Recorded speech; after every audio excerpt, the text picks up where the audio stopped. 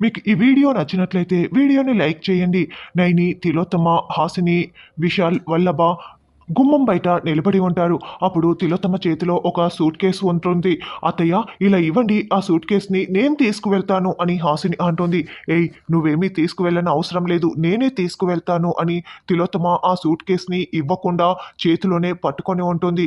వద్దన్న పనిని చేయటం నాకు చిన్నప్పటి నుంచి అలవాటు అత్తయ్య, మీరు ఇవ్వనంటే నేను ఖచ్చితంగా తీసుకొనే తీరుతాను అని హాసిని అంటుంది.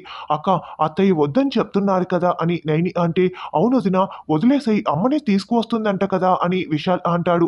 లేదు విశాల్, ఖచ్చితంగా ఈ సూట్ కేస్ని నేనే తీసుకురావాలి, నేను వినను కాక వినను అని, ఇలా ఇవ్వండి అత్తయ్య అని సూట్ కేస్ని మళ్ళీ హాసిని లాగుతూ ఉంటుంది. ఏయ్, వదలమని చెప్తున్నా కదా, నేనే తీసుకువెళ్తాను, వదలవే వదులని తిలోత్తమ కూడా లాగుతూ ఉంటుంది.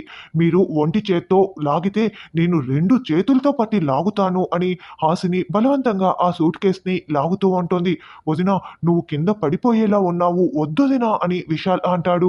నేనేమి కింద పడని విశాల్, ఈ సూట్ కేస్ని నేను తీసి చూడాల్సిందే, లోపలికి తీసుకువెళ్లాల్సిందే అని హాసిని పట్టి లాగేస్తూ ఉంటుంది. రే వల్లభ, ఇంకా అలా చూస్తున్నావేంటి, పట్టి లాగరా, నేను ఒక చేత్తో లాగలేకపోతున్నాను అని తిలోత్తమ అనడంతో తిలోత్తమ, వల్లభ ఇద్దరు కలిసి ఒకవైపు లాగుతూ ఉంటే హాసిని ఇంకోవైపు లాగుతూ ఉంటుంది.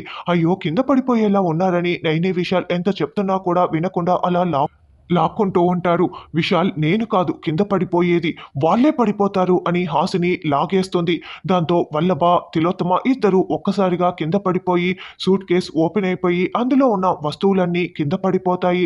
దాంతో ఒక్కసారిగా నైని, విశాల్, హాసిని ఆ వస్తువుల వైపు నోరు తెరుచుకొని చూస్తూ ఉంటారు. తిలోత్తమ, వల్లభ టెన్షన్ పడుతూ ఉంటారు. ఇక ఆ సూట్ కేసులో మందార పూలు, నిమ్మకాయలు, చీలలు, పసుపు కుంకుమ, నలుపు తెలుపు వస్త్రాలు ఉండటంతో షాకింగ్గా చూస్తూ ఉంటారు. చేతుబడి చేయటానికి తిలోత్తమ తీసుకువెళ్తోందా అన్నది రానున్న ఎపిసోడ్లో తెలుసుకుందాం.